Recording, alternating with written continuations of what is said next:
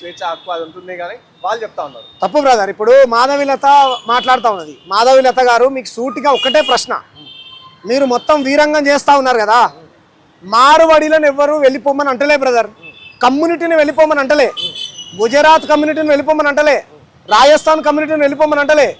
Culture ఏదైతే ఉందో, పెట్టుబడులు ఏవైతే పెడతా ఉన్నారో, వ్యాపారాలు ఏవైతే మెజారిటీగా మీరు చేసుకుంటా ఉన్నారో, మీరు పెట్టుబడులు పెట్టుకున్నా, వ్యాపారాలు చేసుకున్నా, రకరకాల ఇక్కడ కంపెనీలు మీరు పెట్టుకున్నా, మా ప్రాంతం వాళ్లకు ఉద్యోగ ఉపాధి అవకాశాలు కల్పించండి. అంచేత ప్రభుత్వం దృష్టికి మేము న్యాయ పోరాటం చేసి ప్రభుత్వం దృష్టికి తీసుకెళ్తామంటున్నామే తప్ప ఈ సమస్య మొన్న మోండా మార్కెట్ నుంచి పుట్టింది కాదు బ్రదర్.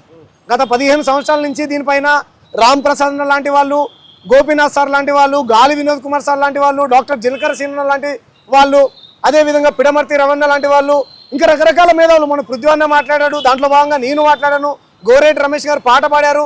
ఇది మా ప్రాంత హక్కులకు సంబంధించినటువంటి విషయం.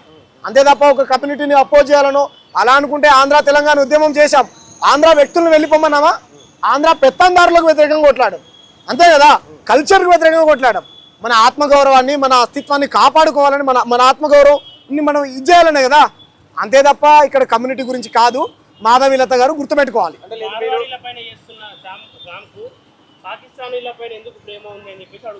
నాకెందుకు ప్రేమ ఉంటుంది? ఈ దేశ మూలవాసి నేను. ఎవరు మాట్లాడేది? ఎవరు అంటున్నారా? మాధవిలతకు పొద్దున్న లేస్తే పాకిస్తాన్ మీద ప్రేమ ఉంది కాబట్టి మాధవిలత తీస్తుంది. మాధవిలత ఎందుకంత వీరంగం చేస్తూ ఉన్నారు మాధవిలత గారు? మీరు ఆయన ఎవరో తెలంగాణ శ్యామంట, వాడంట, వీడంటది. ఖబర్దార్ మాధవిలత, వాడు గీడని మాట్లాడితే మూతి పళ్ళు రాలుతాయి. సంస్కారంగా మాట్లాడడం నేర్చుకో. ఏమనుకుంటున్నావు? నా జాతి బిడ్డని బహిరంగ ప్రదేశంలో కులం పేరుతో తిట్టి కొట్టింది కాకుండా మేము క్వశ్చన్ చేస్తే మమ్మల్ని తిడతావా? ప్రధానమంత్రి పక్కన నిల్చున్నావు, ఎంత సంస్కారంగా మాట్లాడాలమ్మా? మేము బాధితులం కదా. మాధవిలత గారు, నీకు నిజంగా మనం అందరం హిందువులం బంధువులు అయితే జగిత్యాల జిల్లా వెలుగటూరు మండలం కిషన్ రావుపేటలో సల్లూరు మల్లేశ్వరిని అత్యంత కిరాతకంగా నరికి చంపారు. ఎందుకు ఖండించలేదమ్మా నువ్వు? ఎందుకు ఖండించలేదు? ఆయన హిందువే కదా, ఎందుకు ఖండించలేదమ్మా? నిన్న కాక మొన్న మాల బంటిని పట్టపగటిని చంపేశారు, ఎందుకు ఖండించలేదమ్మా? హిందూ బంధువే కదా. నాగమణి ఒక యాదవ్ కానిస్టేబుల్ని పట్టపగటిల కులం పేరుతోని ఒక మాలల పిల్లగాన్ని పెళ్లి చేసుకున్నందుకు చంపేశారు, ఎందుకు ఖండించలేదమ్మా నువ్వు? ఎన్ని చూపించాలి నీకు? ఏం మాట్లాడుతున్నావు? మేము మాట్లాడుకోద్దా? మరాఠీ వాళ్ళకు మరాఠీ వాదం ఉండొచ్చు, తమిళ వాళ్ళకి తమిళ వాదం ఉండొచ్చు, బెంగాలీ వాళ్ళకి బెంగాలీ వాదం ఉండొచ్చు, తెలంగాణ వాళ్ళకే తెలంగాణ వాదకుండా ఒకటి అంటారు. రెచ్చగొడుతున్నారు హిందూ బంధువులారా అని అంటా ఉంది. ఎవరు రెచ్చగొడతా ఉన్నారు? నువ్వు రెచ్చగొడతా ఉన్నావు. ఏం మాట్లాడుతున్నావే? రోహిణి ఇండియాల గురించి మాట్లాడట్లేదు అని అంటుంది. రోహిణి ఇండియాలను పట్టుకోవాల్సినటువంటి బాధ్యత ఎవరిదమ్మా? నేనేమన్నా సెంట్రల్ మినిస్టర్నా? ఏం చేస్తూ ఉన్నారు నరేంద్ర మోడీ గారు? కాంగ్రెస్ హయాంలో జ్వరపడ్డారంట రోహిణి ఇండియాలు. నీ హయాంలో పట్టుకోవచ్చు కదా. బీజేపీ ప్రభుత్వం 11 ఏళ్ళ నుంచి అధికారంలో ఉంది కదా, ఎందుకు పట్టుకోరు? రోహిణి ఇండియాలతో అందరికీ ప్రమాదమే కదా. ఈ బాధ్యత ఎవరిది? రేవంత్ రెడ్డి గారు ఏమైనా పర్మిషన్ ఇయ్యని అంటున్నారా? కేంద్ర బలగాలు వచ్చి రోహిణి ఇండియాలను పట్టుకుంటా అంటే మీరు పిచ్చి రాజకీయాలు చేసుకుంటూ పొద్దున్న లేస్తే హిందూ ముస్లిం పంచాయతీ పెట్టుకుంటూ జస్టిస్ కోసం కొట్లాడుతున్నటువంటి మమ్మల్ని ఈరోజు మతోన్మాద గుండాలతో ఫోన్ చేపించి థ్రెటన్ చేస్తారా? ఖబర్దార్, ప్రాణాలను నడిపిస్తాం కానీ మా నేల హక్కుల కోసం కొట్లాడతాం మేము. ఏం మాట్లాడుతున్నారంటే మార్వాడీలు గో బ్యాక్ అనే బదులు వాళ్ళ దగ్గర బిజినెస్ ట్రిక్స్ నేర్చుకుని తెలంగాణ డెవలప్ చేసుకోండి అని చెప్పేసి కొందరు బీజేపీ వాళ్ళు మాట్లాడుతున్నారు. అంటే ఈ బీజేపీ వాళ్ళు తెలంగాణ వాళ్ళేనా? అంటే వీళ్ళకు వ్యాపారాలు చేసుకోవడం చేత కదా బ్రదర్? నాకు అర్థం. అంటే మనకు వ్యాపారం చేత కాదని, మనం తాగుబోతున్నామని వీళ్ళు డిఫెండ్ చేసుకుంటూ ఉన్నారా? ఏం మాట్లాడుతున్నారు? ఓకే, పార్థసారథి ఎవరండి? తెలంగాణోడు కాదా? ఇట్రో కంపెనీ పెట్టినటువంటి పార్థసారథి ఎవరు? తెలంగాణ వ్యాపారస్తుడు కాదా?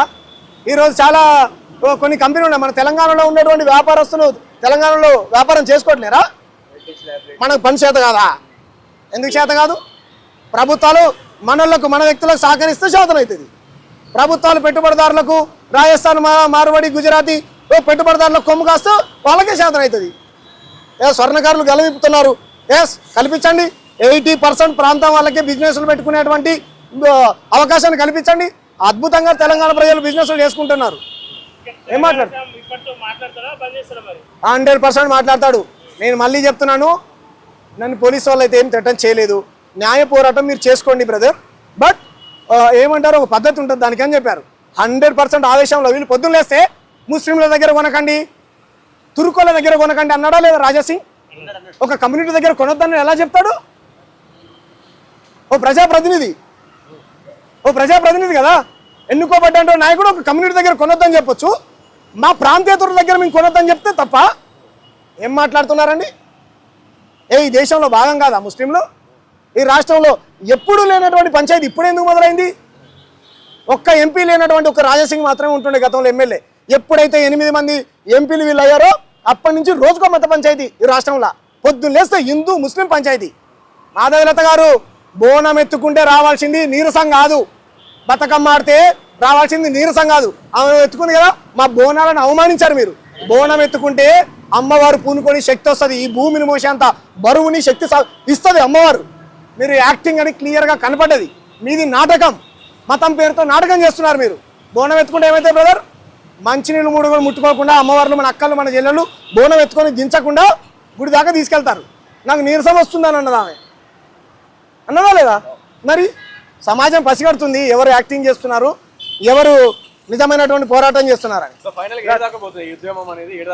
ఇప్పుడు నా చేతుల్లో లేదు బ్రదర్. ఇప్పుడు మా లైను, మేము దక్షిణాది హక్కుల పరిరక్షణ వేదికగా నేను ఒక పార్టీలో ఉన్నాను. పార్టీలకు అతీతంగా మాది ఒక సంఘం. ప్రతి ఒక్క వ్యక్తికి ఒక పార్టీ ఉంటుంది. నేను వీసీకే పార్టీ అధికార ప్రతినిధిగా నేను ఈ స్టేట్మెంట్ ఇవ్వలేదు. ఒకవేళ ఇవ్వాల్సి వస్తే కనుక మేము దక్షిణాది హక్కుల నుంచి ఎప్పటి నుంచి కొట్లాడుతూ ఉన్నాం. మా పార్టీ ఇక్కడ సుప్రీంకోర్టు బెంచ్ ఏర్పాటు చేయాలని కొట్లాడుతూ ఉన్నాం. ఓకేనా? పార్లమెంట్ సీట్లు అక్కడ పెంచుకొని ఇక్కడ తగ్గిస్తే మాకు అన్యాయం జరుగుతుంది అని చెప్పేసి మేము కొట్లాడుతూ ఉన్నాం. ఈ సమస్యలో మేము కొట్లాడుతున్నాం కదా. వీళ్ళకి ఈ కాదు కావాల్సింది. వీళ్ళకి ఏం కావాలంట? అమ్మవారి గుడి గురించి శ్యామ్ ఏమంటున్నాడు, నా ఎకరం పొలం ఏమంటున్నాడు. రైట్, నేనేం చెప్పాను? అమ్మవారి గుడి గురించి చేస్తే నీకు ఇంత కోపం వచ్చింది కదా. చిన్న జీఆర్ స్వామి అయినటువంటి ఒక సన్నాసి ఏం మాట్లాడాడు? నా సమ్మక్క సారక్కలు వ్యాపార దేవతలు వాళ్ళు పైనుంచి ఏమైనా ఊడిపడ్డారా అని మాట్లాడారు చిన్న జీఆర్ స్వామి. ఆయన మీద ఎందుకు రాలేదు, కోపం ఎందుకు రాలేదు నాకు అర్థం కాదు. పోదాం పద, ఆయన మీద న్యాయ పోరాటం చేద్దాం పద. సమ్మక్క సారక్కలు అంటే తెలంగాణ ఆడపడుచులు. తెలంగాణ అంటే సమ్మక్క సారక్క అంటే తెలంగాణ. మరి వాళ్ళ గురించి ఆయన అవమానించిందా లేదా? ఆయన మీద కోపం రావాలి కదా. మరి ఎందుకు రాదు మాధవీలతకు? వాడు వీడని మాట్లాడినామంటే ఖబర్దార్ మాధవీలత. ఈ రాష్ట్రమేనా ఏమది? ఈడబుట్టిందేనా ఈమె? విరాంజీ హాస్పిటల్లో ఏమంటారు, ఎవరికి తెలియనటువంటి స్కామ్లు ఎన్నో చేసిందని మీ మీడియాలో చాలా రకాల ఆరోపణలు వచ్చినాయి. ఏం మాట్లాడుతుంది ఈమె? తెలంగాణ శ్యాము ఆత్మగౌరవంతో బతికేటోడు, కింది కులంలో పుట్టి కింది వర్గాల కోసం పనిచేస్తాడు.